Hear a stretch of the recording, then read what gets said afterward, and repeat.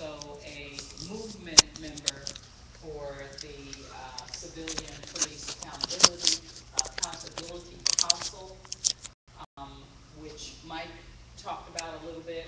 It's at least at this point, and it's in the, the brainstorming stage, so to speak. In Chicago, we have two different boards, so to speak. We have what's called the Independent Police Review Authority, which is an investigative body for police shootings and police misconduct, but it doesn't take into consideration every single thing police officers do. Internal Affairs still has sexual assault as well as some criminal violations.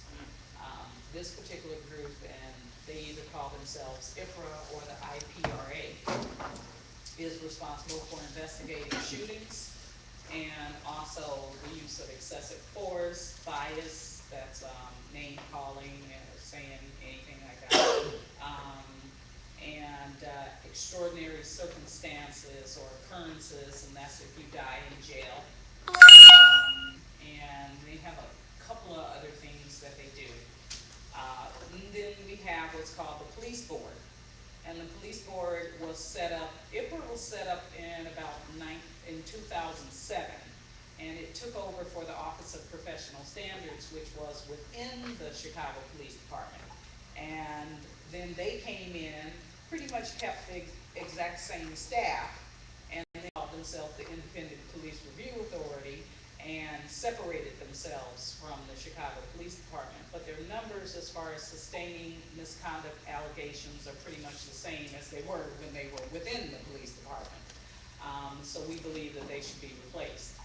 We also have what I was saying earlier, which is the police board. And the police board, their ordinance was set up in 1968. And it was set up right after uh, was that well, it was after the riots around the Martin Luther King thing, and somewhere around the time where the Democratic Convention was.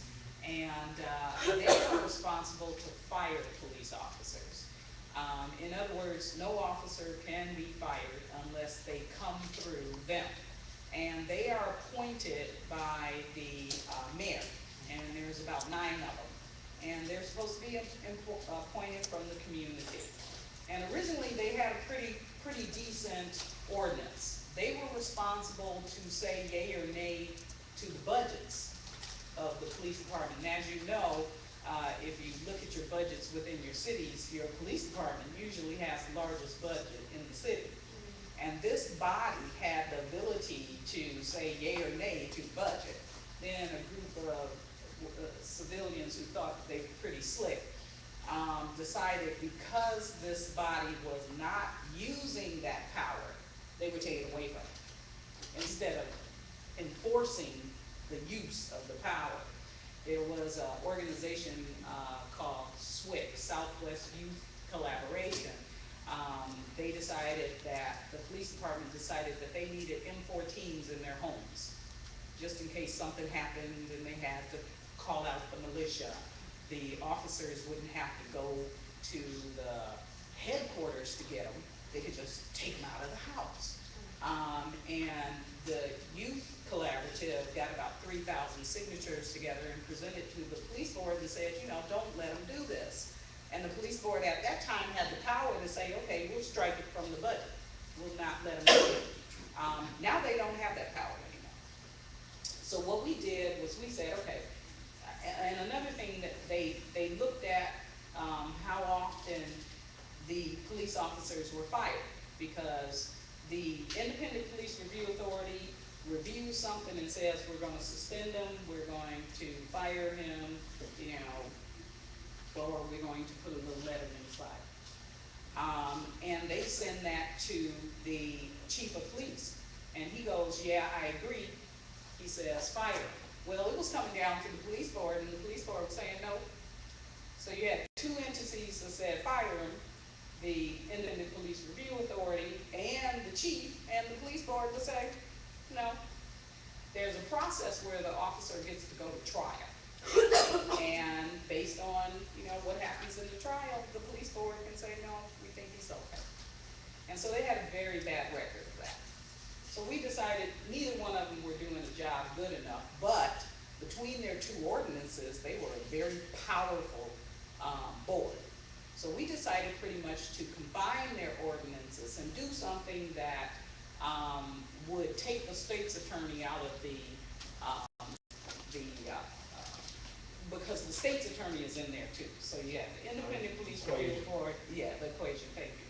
You have the independent police review authority, you have internal affairs, and then you have the state's attorney. Whenever something comes in to either internal affairs or the independent police authority, if it's criminal, they can send it right to the state's attorney. But the state's attorney isn't very good at doing anything as far as charging police officer crimes. So we combined the two ordinances together, and we also put in something that would skip over the state's attorney, because we were getting kind of tired of her. I don't know if you saw Anita Alvarez on 60 Minutes talking about the two teenagers that supposedly confessed, well, they did confess to this rape, and they found out that through DNA testing that they weren't the ones who did it. And she said on 60 Minutes that it could have been necrophilia. The guys could have killed her, and then the rapist came later and killed and raped her while she was dead, and that's why the DNA was on them, instead of just saying, yeah, the kids were exonerated and they're innocent. So we thought she was crazy when she did that, so we want to skip over her. So that's what that is, the Civilian Police Accountability Council.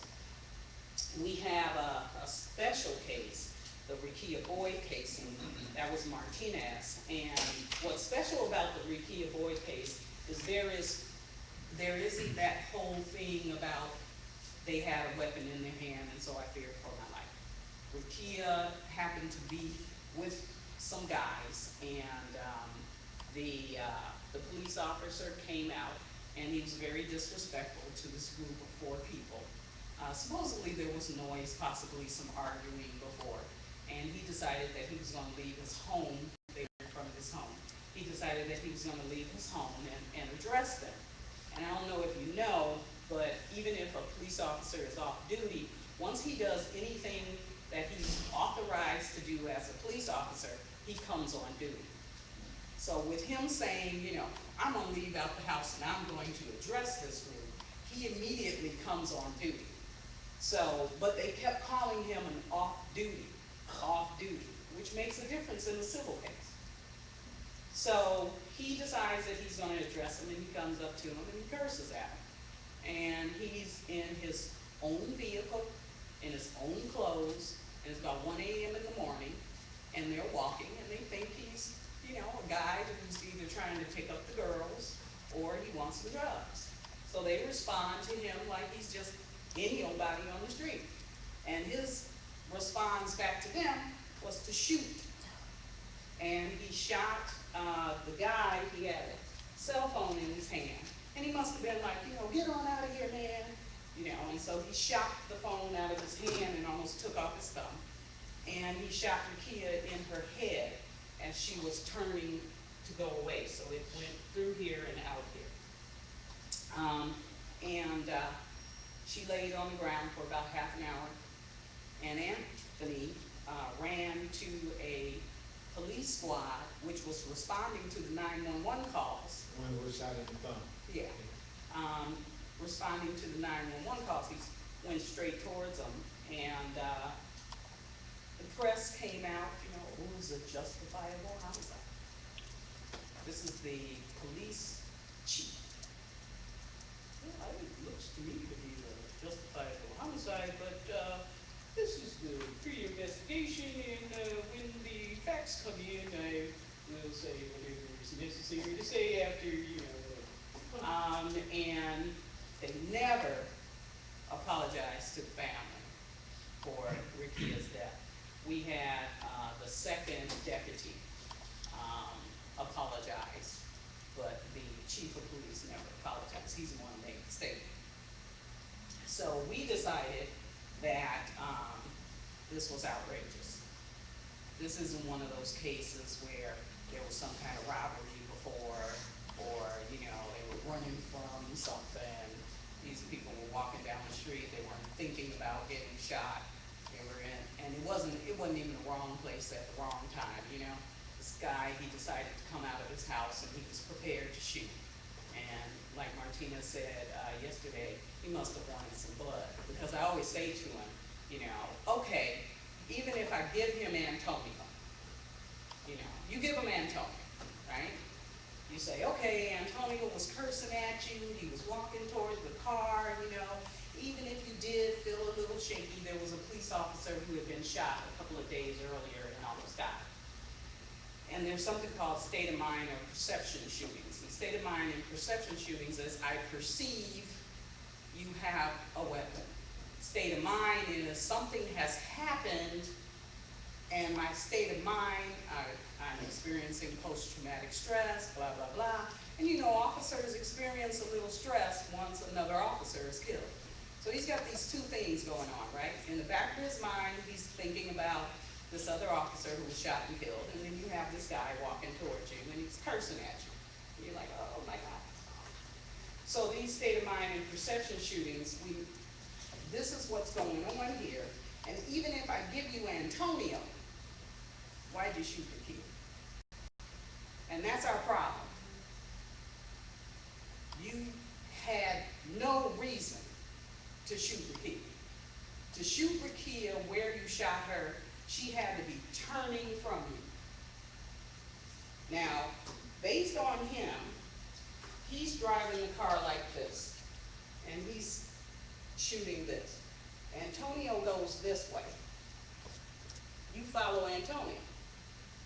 To hit Rekia, he had to come back this way because she was there. She wasn't running. So we have a problem with the whole idea that the state's attorney has taken, Rekia would have been shot for a year, would have passed March 21st. She was fatally wounded March 21st. She died on the 22nd when the doctors pretty much told them that she would not survive. So they unplugged her at about 12, I think, and she died at 1:13. Okay, so we don't want them to get away with it. We've been sending out press releases. Um, they charge Antonio with assault. We sent out press releases, and Antonio's case was just dismissed this past Wednesday. So now there's nothing called exigent circumstances, which meant that the police officer had some kind of reason to shoot. Now there's no crime coming from them. The only crime is him shooting his gun at these poor people that night. So we're on it. We're going to do a vigil. We're um, we're going to keep it in the press, and we're pushing, pushing, pushing, and we would hope that this. I think that's my timer. We would hope that this would affect everyone, because state of mind and perception shootings are the unarmed shootings. And this would probably be one of the first times that an officer would be taken to court, if we can get it done, taken to criminal court for a shooting like this. And we are going to send out press calling it what it is, which is a state of mind perception shooting. We haven't done that yet, but that's part of what we're going to do. So that's us, and that's why we're here. Thank you. Krista. This is very thorough. Yeah, right now. I'm Mike Kelly, and I'm the chair of the Labor Task Force for the Chicago Alliance Against Racism and Political Repression. So I come out of the labor movement. But I want to talk about um, a couple of the cases and some of the things that we're doing besides the establishing the Citizens Police Accountability Council, uh, which is a huge thing. Um, the case of Rekia Boyd, I don't know if she mentioned, but Rekia was only 22 years old, and you know, it's a great loss, you know, to have somebody young taken for because some crazed cop decided to come out and kill some people. Uh, One of my coworkers, I'm an auto worker. One of my coworkers' son was murdered by the police. He was 15 years old, had autism, and the, his healthcare worker had informed the parents that when he gets like totally out of hand, because sometimes like if he really wanted something, he would like get really upset, and so they would call the police, and the police would come. They had came out 8 times previously to deal with this kid. His name was Stephon Watts, and he was murdered by the police last February, February 2012. Anyway, Stephon had been acting up. The father, who's kind of sickly, decided he couldn't handle him, so he called the police.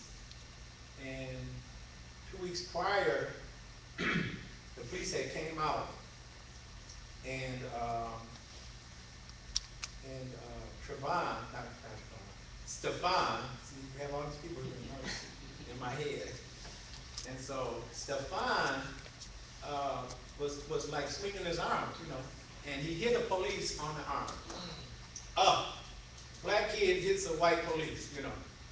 And so even though it was harmless and caused nothing, they they looked at it like this black kid hit a white police.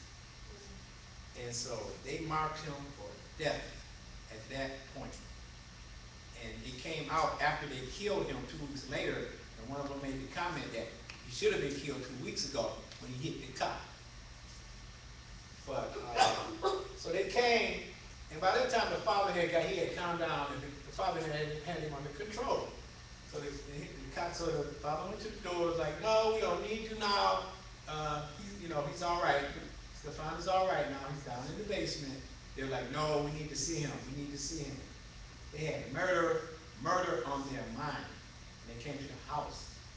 And so the father eventually relented, went down in the basement, had Stefan come to the bottom of the steps. It's like about maybe 20 steps to go down to the basement. So at the bottom of the steps, he shows the cops Stefan.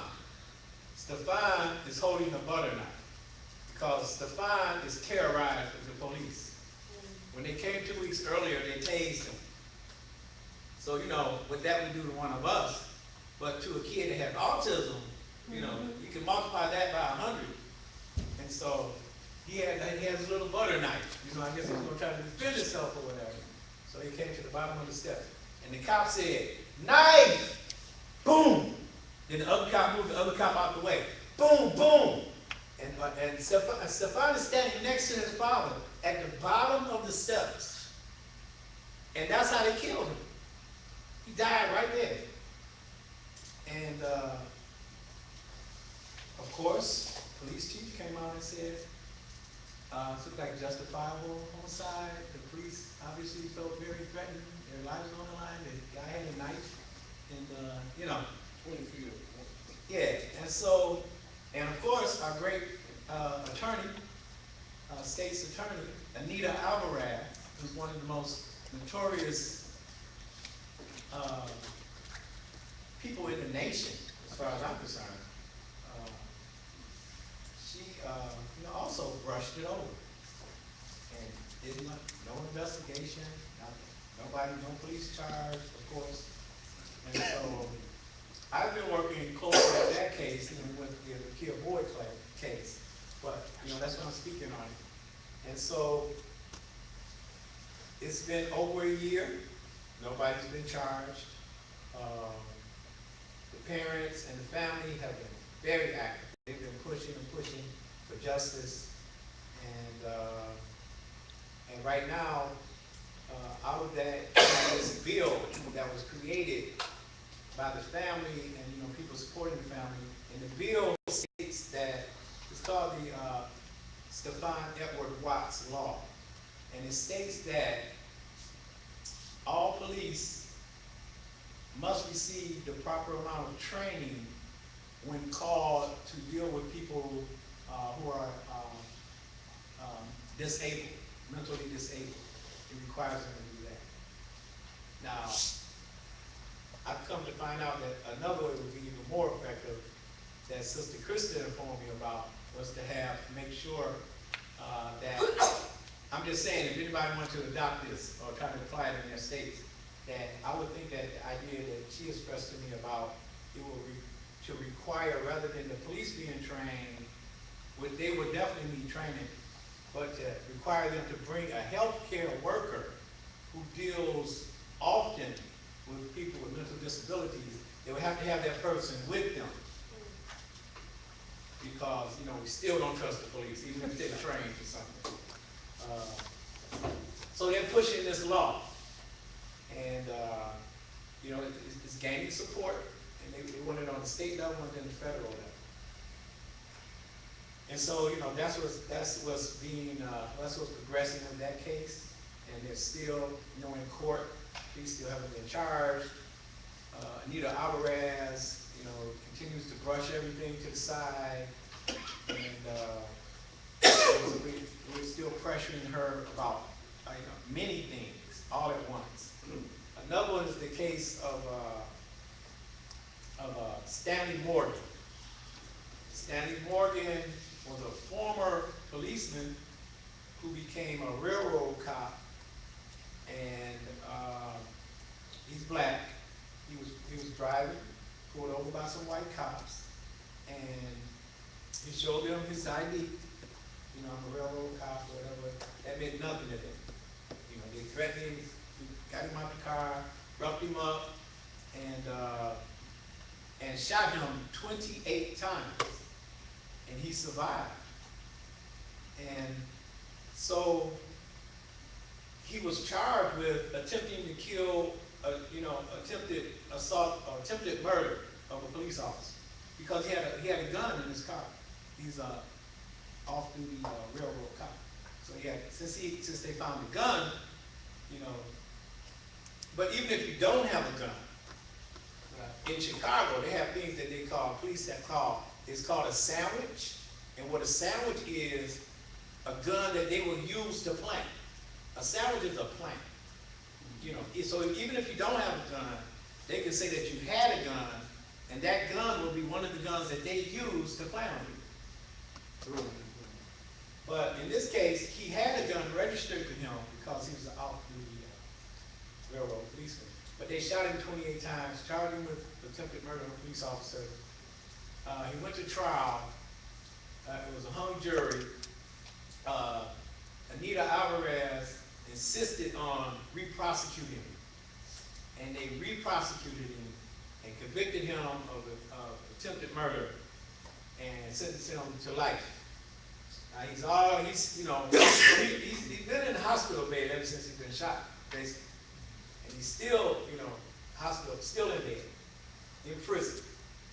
Uh, and so that case exposes a lot of stuff, and so we're fighting with that case and educating people about how these police really work, how they really think when they deal with people of color, or even an activist.